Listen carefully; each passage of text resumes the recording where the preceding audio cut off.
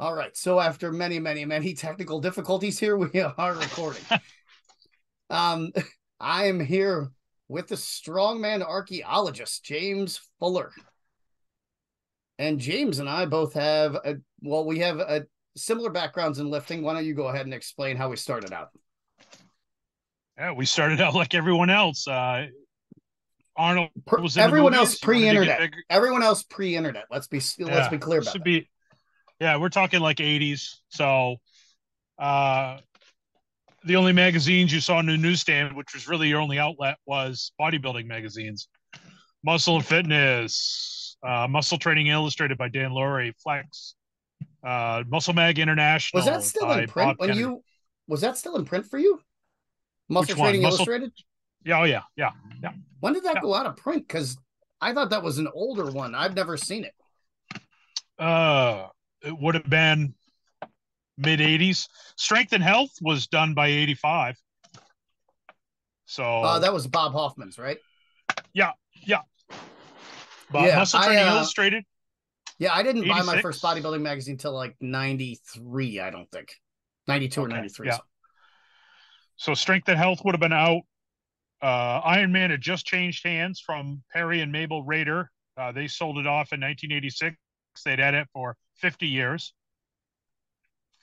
That's when Mike Nouveau and John Balick and Greg Holman took it over. Those three guys. I loved Iron Man back in the day. That was a fun magazine, and I learned Yep. that's where I got my introduction to Brooks Cubic, and all those guys. So that's actually where I started learning about old time strongmen was actually from that magazine. Now that I think of it, Yeah. Yeah.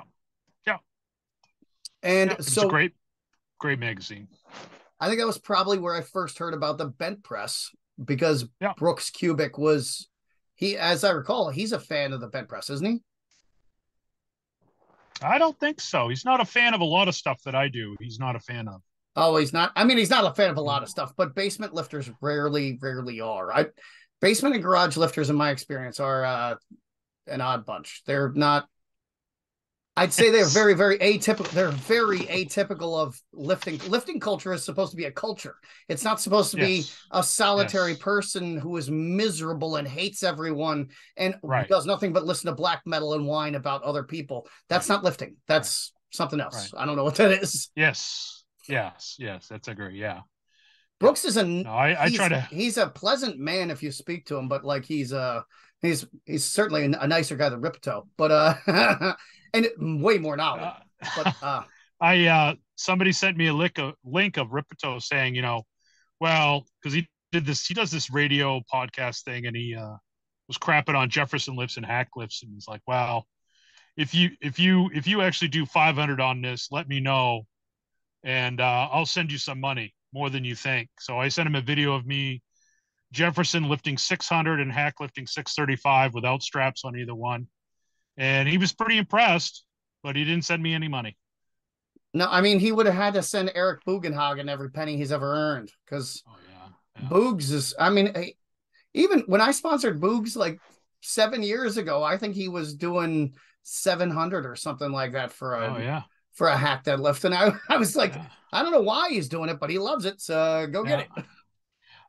I use it for people that have a bad back and they still want to pull, and it's a quad dominant pull. You don't have to use your back at all, so that's why I use it with people.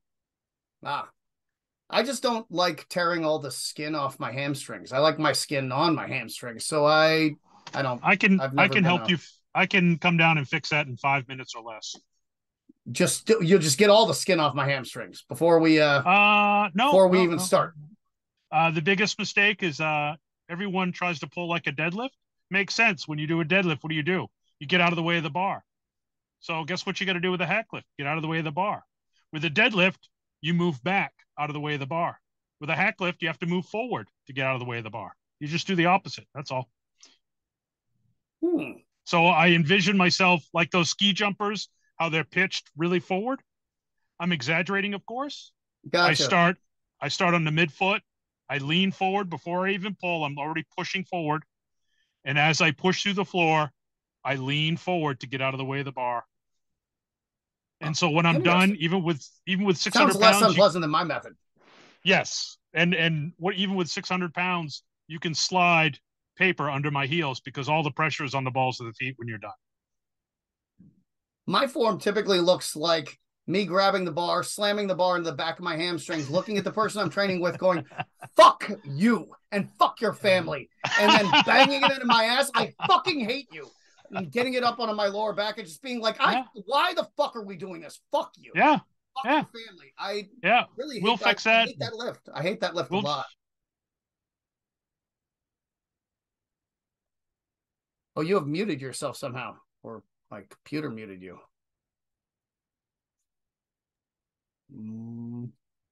Yeah, it'll be an easy fix. You know, we can agree to disagree on that, but I would be interested to learn now that I have more flexibility. I think it'd probably be an easier lift. I don't know that I'd want to do it, but it probably wouldn't be as agonizingly painful. I was really viciously embarrassing. It was embarrassing how immobile I was. Like to get up off of one knee took me to lean on something and also to hold my breath. And to do that and try to make it look effortless was so difficult. But now I can get into a third world squat. It's something that I've really worked hard on. So, and that is, so we've now recorded this video twice, but in the first one, we got around to the point that my opposition to the bent press and to all of the goofy old time lifts is that the goofy old time lifts were invented as such to be very, very difficult, because in the era in which the lifts were created, they were those lifters were exactly like catch wrestlers. They would go out on the stage, they'd demonstrate their art, and then they would challenge anybody to try to beat them. And so they wanted to have a lift where people couldn't beat them. And the bent press was that, but it became that after people were contesting the one hand anyhow. And the one hand anyhow just developed over time into the bent press, kind of like the two hand anyhow. It developed over time into the continental and then into the clean and jerk. So, so I find it to be an arcane and old timey exercise that doesn't have any applications now, because it's a demonstration of skill applied to strength as opposed to a demonstration of pure strength, which is what I've always kind of been more about. But being an immobile and generally unathletic but hyper aggressive and hyper person, I just go hard as shit at everything. So the bent press isn't anything you can go hard at. So why don't you explain why you think the bent press is a good idea, and explain why I have now revised my opinion on what you're doing. Well, no, it's what a great idea. Let's take a lift that's not only, you got to be strong, but you got to have a lot of body agility or body awareness. Well, that's going to cut down. Why don't you explain how the bent press is conducted? Because a lot of people have the misapprehension that it's a one arm overhead press, and it's nothing of the sort. It is merely a support of a weight. Yeah, it was called the screw press, the body press, because you're actually using your whole body to get it to overhead. It's not a press, but I think the reason why they put the word press in there is because it's like, well, what the hell else are we going to call it? But basically, you have a weight that you can't even start to push. It's so heavy. The arm is just stapled to your lats and to your hip. Well, actually, you explained why it was called a press. They called it was specifically, it was developed as a cheated version of a one-arm press, in the same way that a layback two-hand press became the cheated version of that, but the ultimate competition version. And so it wasn't an overhead press, like you said. It was a support, but they were doing it so that people would think that they could overhead press double what they were doing in a support with this one hand, right? Correct. Okay. Because it was not uncommon for these guys to bent press more than they could two-hand clean and jerk. I think it would have been very, very uncommon to. I mean, nobody doubled their bent. Well, they might have if they had a bad bent press, but I mean, the guys with good bent presses, they weren't approaching. They couldn't clean and press over 400 really, as a general rule. I mean, but the bars didn't support that kind of lift, because the bar would have just snapped under a quick lift of that kind of weight. Yeah, the reason why the 400-pound clean and jerk in weightlifting took so long in competition is because once you hit 375, the bars would bend. So we just didn't have the technology to lift more. Yeah, and I've in my book, I set my own time periods for lifts, and the steroid era that I put from 1960 to 1985 was before the insulin and GH era, or maybe 1990. I keep changing it, but it starts in 1962 because that's really around the time when steroids became kind of a thing in bodybuilding. It was 1965, really, the steroids got into bodybuilding. But 62 right. is when Alico dropped the Olympic bar. And that's why I was like, 62 is the year, because everything before that isn't comparable. Yeah, yeah. But then going back to the bench press, so this was a way to trick the audience into thinking that if they could bench press 385, that they could clean and jerk 700, right. Assuming that the bar didn't bend in half. Right. Yes. Yeah, it was a way to make money. Definitely. You know, that was your bread and butter. That was your bread and butter lift. How much do you bench press? You know, did some of those guys use a slightly cambered bar then, because they didn't have knurling on the bars, which I found fascinating. I only just learned that. I was reading the Kings of Strength, and one of the lifters he used a chisel to etch in knurling into his bar because they didn't have fucking knurling on their bars. Right. So Ed Aston in the early 1900s from England. You may have heard of his business associate, Thomas Inch of the Inch dumbbell fame. Aston didn't he beat Saxon's record in the bench press? Or he was challenging. But what he did is no one else has done is he bench pressed 300 pounds while weighing 170 pounds. But what he did that no one else copied is he got the bar from the ground to his shoulder with just one hand. So it's called a one hand anyhow to the shoulder, and then he bench pressed it. Everyone else had gotten the weight to the shoulder with two hands. Oh, I thought you just tilted it on its side, kind of like a Steinborn press, and got under it that way. Well, that's what he did with one hand, but everyone else had to use two hands. Okay. Oh, all right. So that's what Aston there. Aston had some crazy grip strength. His arms were phenomenal. I mean, I haven't seen a picture of that guy, but it's in maybe 15 years, but it stands out because he was a beast. Oh, yeah. So he invented the camber bar. So it'd be bowed in the middle like a mammoth bar, and then it would be bent upwards at the end. And the way it was designed, it would turn into your hand so that you didn't need straps or knurling. It would just, through the physics, turn into your hand. Interesting. So if you supposedly could, like Herman Goiner did 602 on a cambered bar at Pullum's gym, probably with an Olympic bar, a regular Olympic bar, he might do 5 1/4. Wow, that really, I guess it gives you kind of the same physics as when you're doing an unmatched grip on an axle. Like it just glues to, God, and pulling on an axle so nice. You don't even need straps. The thing just sticks in your hands.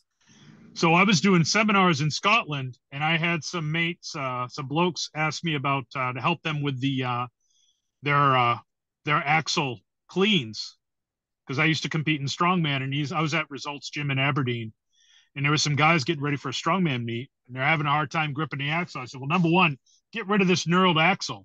Like, let's get the axle you're going to use in a meet. And they're like, this is what we use in a meet. I didn't even know there was a knurled axle. Well, over there, they allow a knurled axle, and that's what they use in strongman meets. I'm like, well, hell, I'd love that over here. What the fuck is the point of using the axle then? Well, you know how much that helps when you're continentaling that weight up, having that knurling there? Yeah, well, all right. Well, and so I was going to do a second video. Fuck it, this is going to be a mess anyway. I was going to do a second video on belts because so my opposition to the bench press is historical. My opposition to belts is the same fucking thing. The reason why lifters wore belts is because they were fat fucks from Austria and Germany with a big ass sausage and Käsekreiner filled guts. And they had put this big ass belt on to act like a girdle. And it was also there as a catch for the bar because they were big fat fucks, and they would throw the bar onto that thing. And then they would heave it up, roll it up onto their chest, and then press it from there. And the Italians and the French and the British, being smaller and leaner and lighter, couldn't do any of that shit. Plus, they didn't fucking wear belts. So they just cleaned it to their shoulders and then jerked it overhead. And I've never been a fan of Olympic lifting, but I've really started to hate the shit out of continentals and belt. I've always hated belts. I've always hated belts. I've squatted 618 in competition to break some stupid federation record with no belt on, just to prove that it was possible. I squatted 675 for a double in the gym with no belt.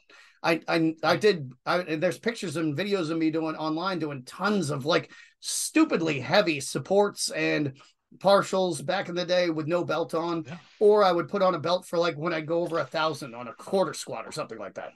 Yeah. But what is unless you're a fat fuck and you're trying to wear a girdle in the gym, or you are continentaling a barbell, there is no fucking reason for a person to ever wear a belt in the gym. In competition, sure, if you want to wear it during squats, fine. But I don't see it during deadlift, and I certainly don't see it during a bench. I think it's people making themselves weak. It's people making their abs weak. You're making yourself fat. You're making yourself weak, and you're making yourself pathetic.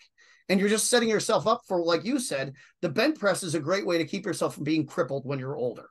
Not by doing it heavy, but by doing it with a moderate weight, so you build the flexibility and the mobility. And as you were saying in the previous video that didn't get recorded, rotational mobility, which is a really critical thing. And your hips are so complicated. They're basically just filled with rubber bands, like an old school G.I. Joe. And unless you do all that rotation and these weird movements and really sink deep into shit, you're not going to get those stretches. And a belt is just one more thing that is going to impede you, so that when you get older, you're going to start blowing off biceps, blowing off triceps, tearing your pecs. And it's all because everything's bound up and in shitty spots because you keep reinforcing tiny ranges of motion, and also making your midsection weak from wearing a fucking belt all the time. That's my opinion on belts. What do you think? Well, I agree. You could take all of them. Where do belts come from? Well, it was the top Austrian, Bavarian lifters, Germans, going to the Olympics, going to the World Championships. Are you a top lifter going to the World Championships or the Olympics? No? Then you don't need a belt. Same thing with wrist wraps. Same thing with squat stands, power racks. That was all created for Olympic level athletes. It's not about safety. It was all about either conserving energy or building up pulling power. Because back when Anderson and Doug Hepburn were doing their cleans and snatches, they had to do heavy pulls with straps, because back then you weren't allowed to touch the bar to the body. It was still a clean lift. Unlike today, you can massively contact the body. You basically hip thrust it all the way up if you need to. Right. So those guys were doing 400-pound cleans, but it couldn't touch the body. So they had to have straps, because it was more mid-back.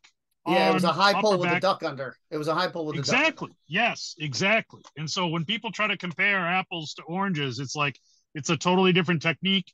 They had to use straps to do what they did. And they had to do that if they wanted to incline bench. They definitely had to do that. They had to clean it to their chest and fall back into an inverted sit-up board. That was set way high up on the wall, and they'd fall back into it and press from their chest. Yes. And same thing when people are looking at old school lifters and they see people with no pecs and they're like, his pecs suck, his fucking calves suck. Bro, your mom sucks. And also, they didn't fucking have benches. A bench didn't have uprights until the 1950s. And even then, you and I both started out on those old school Weider benches with the little tiny uprights. And you put 300 pounds in that thing and you set it down with any more force than you pet the tiniest kitten that you've ever petted in your life. And the bar would spin. It would destroy the fucking bench underneath you. And you would end up laying in a pile of rubble, wondering how you were still alive, and cut to ribbons, I might add. Yeah. And, well, look at the power lifters who are benching 600 in the 60s. You would not want to bench the way they had to bench. 2 second pause on the chest. 2 second pause on the chest. No arch. No arch. Yeah. Pat Casey's out there benching 660, 1, 2 press. Right. And then you had to wait for a rack command. You had to wait for all kinds of commands. Right. On a little rickety bench you bought at Sears. Unless you were Pat Casey, in which case you bought a bench and brought it to your meet so you didn't die. And then they were using the bars that bent if you lifted too fast. If you had anything over it, over 375. You said.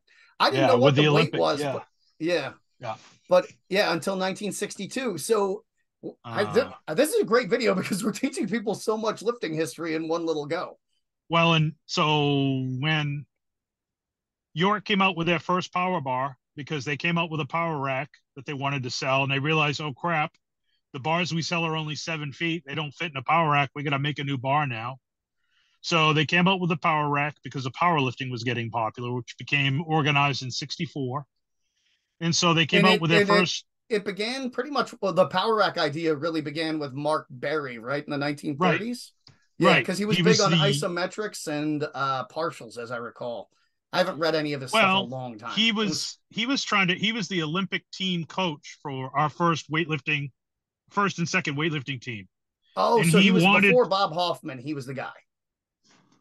yeah, they're pretty close in timeline. But he wanted the lifters, the guys going to the Olympics, to save energy. So instead of picking a bar up off the ground, get it on your shoulder to squat, let's pick it off this rack, and then you don't have to waste energy, so you can just squat right away. So, like I was saying earlier, racks were created for top level athletes, Olympic level athletes. They weren't created for regular people. That's not why they're there, you know. But That is an interesting point. I've never considered racks to be a part of that. But I suppose you're right, because until you reach a certain strength level, they're totally unnecessary. yeah, it's all, so they've sold it on safety. They get you scared to buy it because it's safe, you know. But instead, what I see, and I think everyone else can agree, you see guys loading up too much weight on squats, doing quarter reps or getting hurt, loading up too much weight on a bench press. No, we've never seen that before, you know. So it really, I think it's more of an enabler than anything else. It's we really, and I personally have been a part of this, and I lament it, and I will do my best throughout the rest of my life to undo the damage that I've done regarding reducing range of motion and encouraging Yeah. that. And in fact, I posted a video where I quoted a man who I now intensely dislike, but as saying, like, the only time you should ever squat to depth is in competition. And I will credit that man because he got me to deadlift 600 for the first time in competition. And I Wow. was just stuck there, and he got me drunk as fuck. And I pulled 618 beltless, and I never wore a belt during deadlifts, but I had tried it during my second attempt because I missed my attempt at 605 or something like that. And so then I just started doing powerlifting. I would just get drunk during the meets. I would start drinking before the deadlift, and I would be fucking hammered during deadlifts. That's how I set a world record. That's how easy that sport is. You'd be blind fucking drunk and a literal cripple, and who cannot tie his own shoes at 181, Yeah. and you can still break world records that nobody That's could awesome. touch at the time. I That's mean, awesome. now that I mean, my record was destroyed, but it was I just did it to prove a point anyway. Yeah. Well, it's like any of these tools. If you need them, you're screwed. If it's living rent free in your head, if your belt breaks and you can't do your squat session because your belt broke, you're screwed.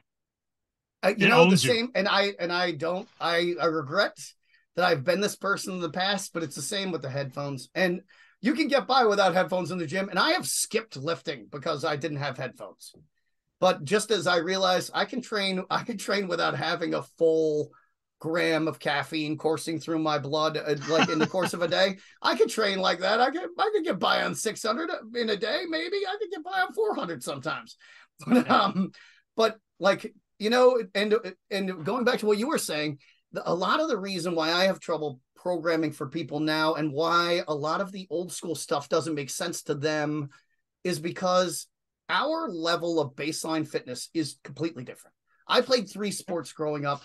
From the time I was able to play 3 sports a year to the time that I got to college and then only played 1 sport. But I played 3 sports a year. I was always participating in sports. I was very physically fit. Every day in high school, I would run 3 miles because Bruce Lee used to run 3 miles. Every single Friday and Saturday night, we would watch at least Rocky 3 or Rocky 4 and do push-ups and sit-ups the entire time. So, Right. so my level of baseline fitness is so stupid that if I do 1,000 pull-ups in a day, I might not even notice the next day that I had done 1,000 pull-ups. Mm-hmm. Mm-hmm. And so when I program for people, sometimes I forget that. And I'm like, yeah, just do 200 pull-ups. And they're like, that took me 4 hours. And I'm like, well, I don't even know why, what, how? Well, But it's and sad to see people that it's didn't. straps and belts and relying on all Yeah. of these little things that can help you, but at the same time, like they give, but they take. There's always a hand Yes. that's taking. Yes. Well, and it's sad to see that people never knew what it, like you and I know what it was like to feel good when we were younger, to run around all day, all go, don't quit, and do it again the next day, and do it again the next day. And there's a Dude, whole generation now that now I've that gotten mobile, I'm back to that. I yeah, am on go. I don't own a yep, car because I love walking places. I walk to the yes, gym every single fucking day. I just take the yep. train and then I walk a half hour to the gym. I'm lean. I don't diet at all. I eat candy all night. We get stoned as shit and eat candy all night. But like I walk 5 miles a day and then I train for an hour a day. And if I don't go to the gym, I'll do 500 pull-ups and chin-ups and Right. levers. And because now I'm doing levers and lat shrugs and stuff that is Yeah. stretching out my shoulders. And I feel fucking good. And the old time Yes. strongmen would start with a half hour of hand balancing and arm wrestling and climbing ropes was a huge one. William Yep. Bankier, that's all he did. Yeah. 15 Yeah. minutes of rope climbing every day, and he had 17-inch arms. And it's that baseline level fitness stuff, the pull-ups, that people don't do. And then they got scared from hearing all this bullshit about overtraining. Like anybody's ever gotten fucking overtrained in the modern day. Oh yeah. And so they, oh my god, the 531 kids thinking that Wendler is a god, and that is it like you don't even work out. Like, how do you even? The only reason people know that those people work out is because they carry around a big jug of water and smell bad and wear a bunch of elite fitness gear. Yeah, I train 5 or 6 days a week. People say, how do you do that? It's like I love to train. You know, I don't know. Yeah, I'm 51. I make gains. I don't know. Either you can find a What's your reason to best? do it or find a reason not. What's your best bench press, by the way? What would you say for the kids? Because I have a client who specifically asked me how to help him with the bench press, and I was like, we're just gonna make you stronger overall. Well, And it's my interesting because he's a best. Ninja Warrior guy. He competes in Ninja Yeah. Warrior and runs a parkour class, but Oh, he cool. he loves old time strongman stuff. So we've been working on Yeah. all kinds of stuff to build up strength for that. My best bench press is my 180 pound yoke. So my strongman yoke is 180 pounds, Okay, and so it's not just heavy, but it's swinging the whole time. gotcha. So that's probably my best performance is on that. And I would probably equate it to maybe doing 200 or so on a barbell. You know, if I had tried to equate it to anything, it at least give me 20 pounds not to have that stupid thing swinging all around on me. But Well, and like you said, and well, we were talking in the previous video that you have some old school shot loaded yeah, weights, and we've covered kind of how the weights differed from when plate they had plates on the bar, but it was a barbell, and it still was getting fucked up at 375. But then yeah, now you're going back to these globe barbells that were filled with shot, and the yeah. shot changes it. I didn't know this because I've never lifted on a shot barbell. I mean, Well, I used those. We had those sand and shot filled weights. They went on the weeder yeah, bars, but that was yeah, it. yeah. So when this starts, if it's not full, if it's only partially full or half full, and you start doing snatches or cleans, that stuff all starts moving and shifting around on you. It makes it, and it's not revolving. It's not a revolving barbell.